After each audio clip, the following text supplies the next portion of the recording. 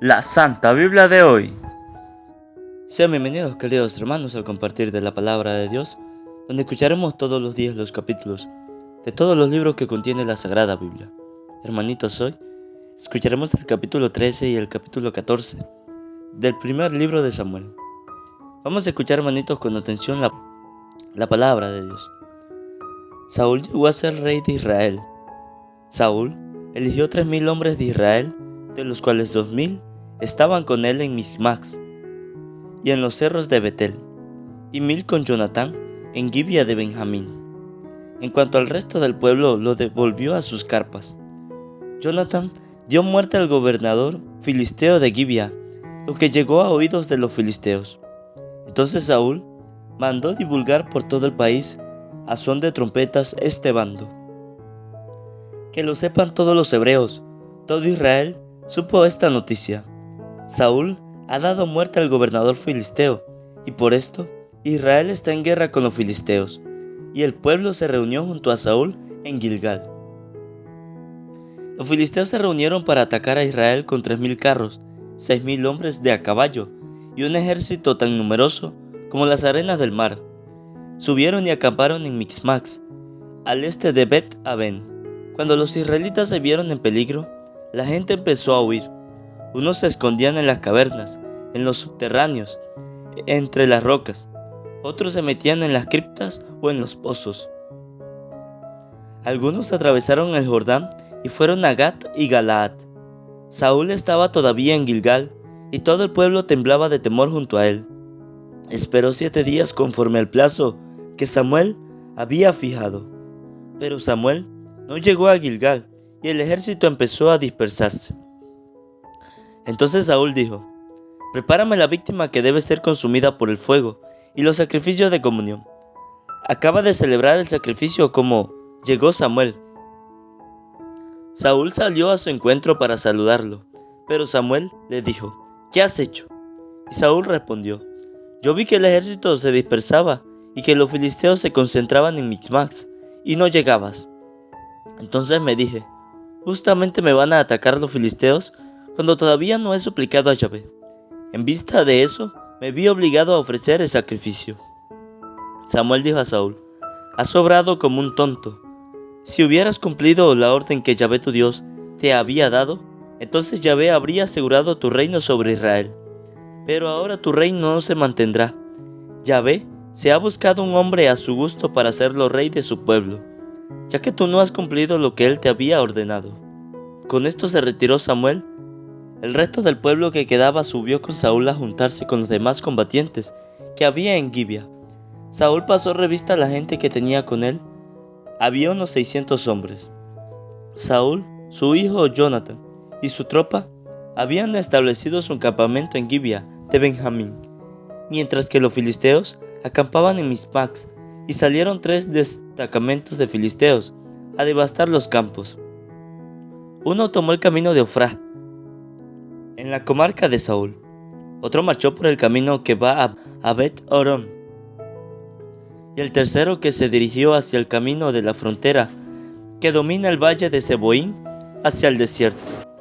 En toda la tierra de Israel no había herreros, ya que los filisteos habían tomado esta precaución para que los hebreos no hicieran espadas ni lanzas, de tal modo que todos los israelitas tenían que acudir a los filisteos para afilar su arado, su hacha, su azuela o su azadón.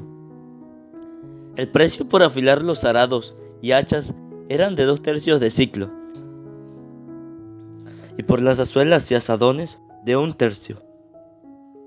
Y ocurrió que en el día de la batalla de Mixmax, ninguno de los que estaban con Saúl y Jonatán tenía espada ni lanza.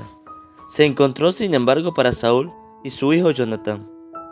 Fue así como el pelotón filisteo se dirigió hacia el paso de Mixmax. En ese día Jonatán dijo a su escudero: «Vayamos a atacarlo», sin que lo supiera su padre. Este acampaba en las cercanías de Gibea, bajo el granado que está cerca de la era, y estaban con él unos 600 hombres. Ahías, hijo de Ahitub, y hermano de Icabob, hijo de Finhas, hijo de Elí, el sacerdote de Yahvé en Silo. Llevaba el efod para consultar a Yahvé. Nadie sabía dónde había ido Jonathan. En el paso por donde aquel tenía que atravesar para llegar al campamento filisteo, hay dos rocas sobresalientes a uno y al otro lado. Una se llama Bosés y la otra Cené. La primera mira al norte, frente a Micmax, y la segunda al sur, frente a Gibea. Entonces Jonathan dijo a su escudero: ven, ataquemos la posición de esos circuncisos. Puede ser que Yahvé combata con nosotros y venzamos, ya que le es igual fácil a Dios dar la victoria con mucha o poca gente. Su escudero respondió: haz como tú quieras, por mi parte, haré lo que tú me digas. Jonathan añadió: mira, nos vamos a acercar a esa gente. Si una vez que nos hayan descubierto, nos dicen: esperen hasta que lleguemos a ustedes, quedémonos quietos y no avancemos hacia ellos. Pero si no nos dicen: suban hacia nosotros, avancemos, es la señal de que Yahvé los ha puesto en nuestras manos. Luego que los dos fueron vistos por la guardia de los filisteos, estos dijeron: miren a los hebreos que van saliendo de las cavernas donde se habían escondido. Y la gente de la guardia gritó a Jonathan y a su escudero: suban hacia nosotros, que les vamos a enseñar algo. Entonces Jonathan dijo a su escudero: subamos, síganme, porque Yahvé los ha entregado en manos de Israel. Subió Jonathan, ayudándose de pies y manos, y su escudero lo seguía. Caían los filisteos ante Jonathan, y los remataban su escudero, que lo iba siguiendo. Este fue el primer destrozo que Jonathan y su escudero mataron como unos 20 hombres en un espacio como de la mitad de un surco. Cundió el terror en el campamento de los filisteos, en el campo y en el pueblo. También el pelotón de avanzada y las columnas que saqueaban el campo se atemorizaron. La tierra se estremeció y se produjo un pánico extraordinario. Los vigías de Saúl, que estaban en Gibea de Benjamín, vieron que la gente del campamento se dispersaba y se movía de un lado para otro. Ante esta situación, Saúl ordenó a sus hombres que se pusieran en fila para ver quién faltaba. Luego que pasó revista a sus tropas, vieron que faltaba Jonathan y su escudero. Entonces Saúl dijo a Ahías: trae el efod, pues él lo había traído para consultar a Yahvé por Israel. Pero mientras Saúl hablaba al sacerdote, la confusión en el campamento filisteo se iba haciendo cada vez mayor.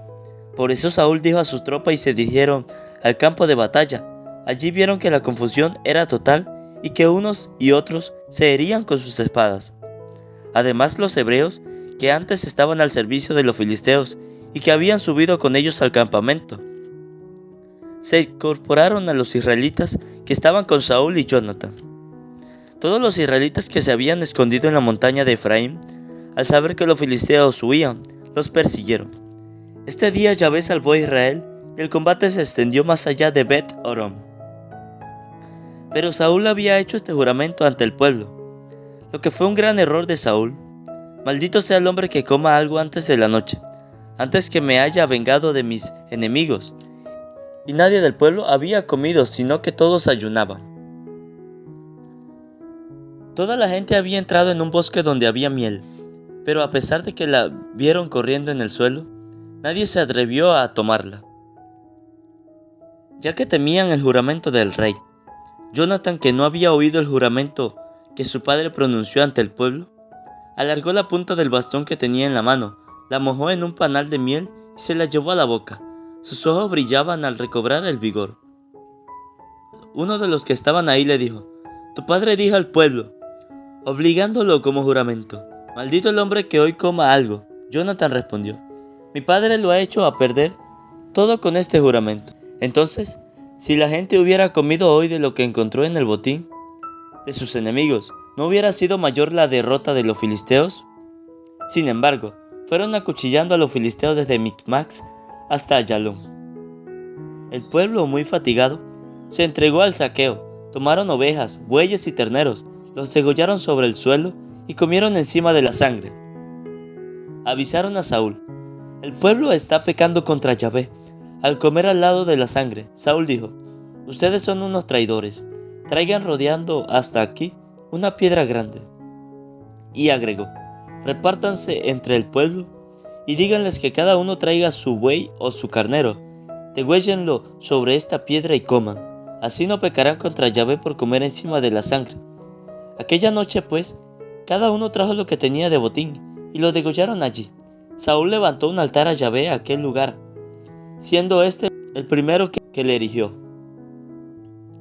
Después Saúl dijo: bajemos esta noche en persecución de los filisteos, y acabemos con ellos antes que amanezca. No dejemos ni un solo hombre. El pueblo respondió: haz lo mejor que te parezca.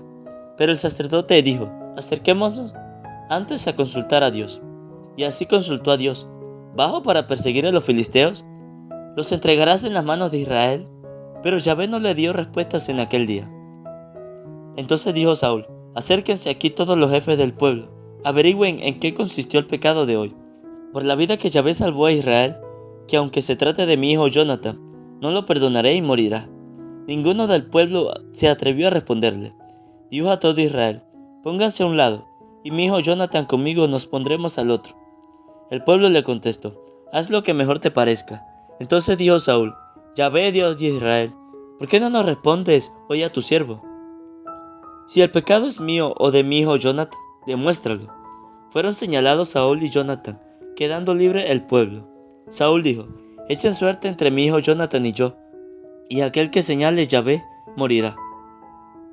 Pero el pueblo dijo: no será así. Saúl insistió, y fue señalado Jonathan. Dijo pues Saúl a Jonathan: cuéntame lo que has hecho. Jonathan se lo contó y dijo: no he hecho más que probar un poco de miel con la punta del bastón que tenía en la mano. ¿Acaso por eso voy a morir? Saúl contestó: que Dios me trate con todo el rigor de su justicia, si tú, Jonathan, no mueres. Pero el pueblo dijo a Saúl: ¿acaso va a morir Jonathan, que acaba de dar a Israel esta gran victoria? Ni siquiera pensarlo. Por la vida de Yahvé, no caerá en tierra ni un cabello de su cabeza, porque con ayuda de Dios lo hizo. Así el pueblo liberó a Jonathan de la muerte. Y como Saúl desistiera de perseguir a los filisteos, estos alcanzaron a llegar a sus pies.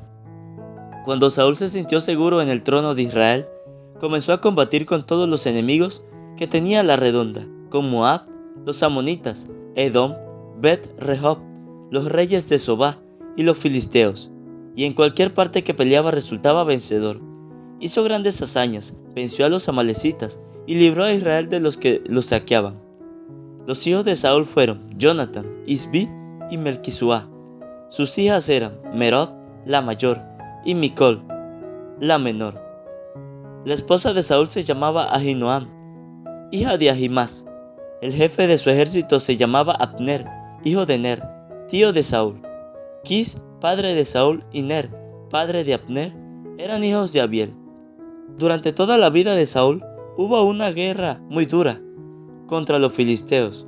Por esta razón, cuando Saúl tiene noticias de algún hombre robusto y valiente, lo incorpora a su ejército.